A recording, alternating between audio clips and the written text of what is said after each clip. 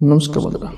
এক মাঘ মাসের সকালে নিস্তব্ধতার মৃদু শীতল বাতাসে পড়া সে তার ঘুম থেকে আলোড়িত হয়েছে। তিনি যখন চোখ খুললেন, পড়েন নরম হওয়া জানলা দিয়ে ফিল্টার করে তার বিছানার পাশের টেবিলে একটি অস্বাভাবিক বস্তু প্রকাশ করে কৌতূহলে তিনি এটির জন্য পৌঁছেছিলেন শুধুমাত্র ভগবান কৃষ্ণের একটি ছোট্ট জটিল হয়ে খোদাই করা মূর্তি খুঁজে পেতে।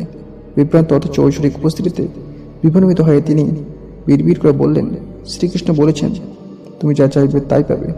এই অপ্রত্যাশিত আঘাতের তাৎপর্য নিয়ে ভাবতে গিয়ে কথাগুলো তার মনে প্রতিধ্বনিত হলো। কৃষ্ণবাণীর শিক্ষার কথা মনে রেখে তিনি অত্যন্ত তাড়াতাড়ি এই উদ্ঘাটনের জন্য পবিত্র শ্লোকগুলি অধ্যয়ন করার সিদ্ধান্ত নিয়েছিলেন। উদীয়মান সূর্যের উষ্ণ আভা দিয়ে তিনি ভাবনায় বসেছিলেন। ভাগবত গীতার পৃষ্ঠাগুলি খুললেন। ভগবান কৃষ্ণ অর্জুনকে দেওয়া ঐশ্বরিক বক্ততা বাণীগুলি ভক্তি, ধার্মিকতা এবং মহাজাতিক আদেশের কথা বলেছিলেন। গভীর শিক্ষার মাধ্যমে তিনি একটি অনুচ্ছেদ খুঁজে পেলেন যে প্রতিমার বার্তার সাথে অনুরোধিত হয়েছিল। প্রত্যেক যুগে যার প্রেমপূর্ণ হৃদয়ে আমাকে শুদ্ধ ভক্তি প্রদান করে, আমি অবশ্যই তাদের ইচ্ছা পূরণ করব। বাণীগুলি ঘোষণা করেছে, শব্দগুলি মূর্তির সাথে যুক্ত প্রতিশ্রুতি বলে মনে হয়েছিল। এই বিশ্বাসকে শক্তিশালী করে যে কৃষ্ণের আশীর্বাদ প্রার্থনা করা একজনের ইচ্ছা পূরণ করতে পারে।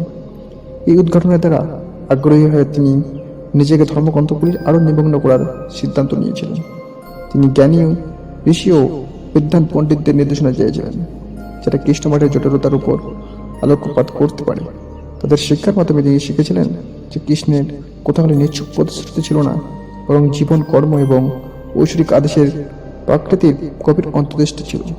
তিনি বিবাহিত হওয়ার সাথে সাথে তিনি তার গভীরতম আকাঙ্ক্ষাগুলি স্পষ্টতা খুঁজতে প্রার্থনা এবং ধ্যানের একটি দৈনিক অনুশীলন গ্রহণ করেছিলেন। আন্তরিকতা ও ভক্তি সহকারে তিনি ভগবান কৃষ্ণের সাথে তার অন্তরে যোগাযোগ করেছিলেন, তার আকাঙ্ক্ষা প্রকাশ করেছিলেন এবং ন্যায়ের পথে নির্দেশনা চেয়েছিলেন। মাঘ মাসে ভগবান কৃষ্ণের মঙ্গলবার দৃষ্টিতে তার জীবনে একটি পরিবর্তনমূলক মোড় নেয়।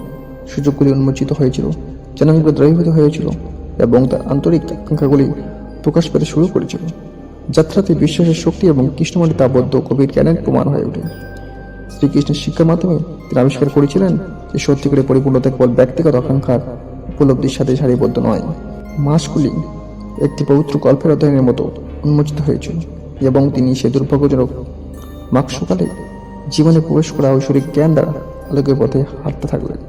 শেষ পর্যন্ত তিনি বুঝতে পেরেছিলেন যে ভগবান কৃষ্ণের কথা বলাগুলি কেবল ইচ্ছা পূরণের প্রতিশ্রুতি নয়, বরং প্রেম, ভক্তি এবং ধার্মিক কর্ম দ্বারা পরিচালিত আত্মান্তিক যাত্রা শুরু করার আহ্বান ছিল।